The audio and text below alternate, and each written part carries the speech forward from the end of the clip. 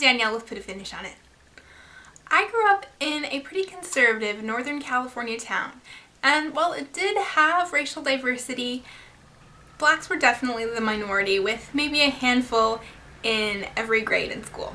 When I was in first grade, there'd be a tearful, frustrated few minutes every morning while my mom tried to do my hair. It was never the way I wanted it, to the point where as soon as I'd get to school, I'd take out the ponytail. The ponytail would be all bumpy and not smooth and nice like all the other girls' ponytails. I'd tell my mom, Cassandra's hair always looks right, why can't I have hair like Cassandra's? I loved Cassandra's hair. She had all these amazingly tiny, perfect braids and different ponytails all over her head, and the best part was that at the end of each braid was a little plastic barrette of a different color that had an animal or a bow or something on it. I'd sit behind her in class and stare at her wonderful hairdos and all those barrettes she got to wear. But Mom had never met Cassandra and didn't know why I liked her hair so much. Later in the year, my mom did meet Cassandra, and the next time I was lamenting my bumpy ponytail in the bathroom mirror and wishing for braids like Cassandra's, my mom said, "You don't want hair like that. It's brittle and it breaks." This gave me pause. I didn't want hair like Cassandra's. My hair was better because it wasn't brittle. Many years later, I recalled the conversation and realized, startled, that my mom had unconscious, or maybe conscious, prejudices that, with that comment, she had passed on to her 6-year-old.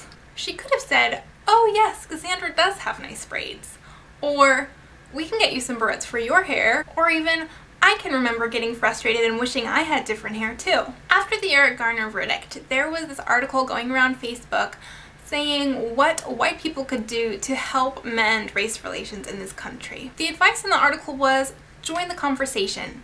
And I thought, really? That's it? And I thought about what that could mean for me and what I could actually do, and of course I thought about books and BookTube.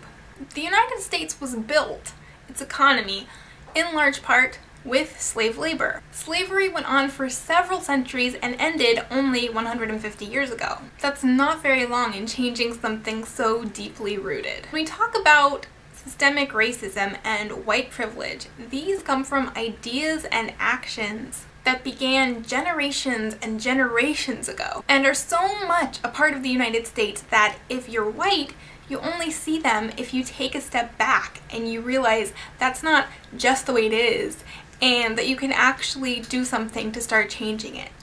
Maybe it'll take a couple hundred more years of enlightened and questioning generations to change all of our ingrained systems and attitudes. But I'm glad we're working on it, however slowly. I never took any African American studies classes when I was in college. I did study the Civil Rights era and read a couple books by Morrison and Baldwin. And I've started an Authors of Color shelf on Goodreads if you want to check that out to see where I'm coming from. So I decided this year, as part of reading more diversely, that I wanted to make an effort to read more African American history and literature and join the conversation. I looked up a reading list from an African American studies department at a university, Rutgers, maybe. Of course, there were tons of interesting and intriguing titles, like The Black Image in the White Mind by George M. Frederickson from 1987. Black is a Country, and The Condemnation of Blackness. I've never been great at reading academic nonfiction unless I've had a professor saying, you gotta get through the first 4 chapters by Tuesday. So I want your help. What should I read? I'm going to list the 18 titles that I wrote down from that department reading list down below. Where should I start? And most of all, who wants to join me?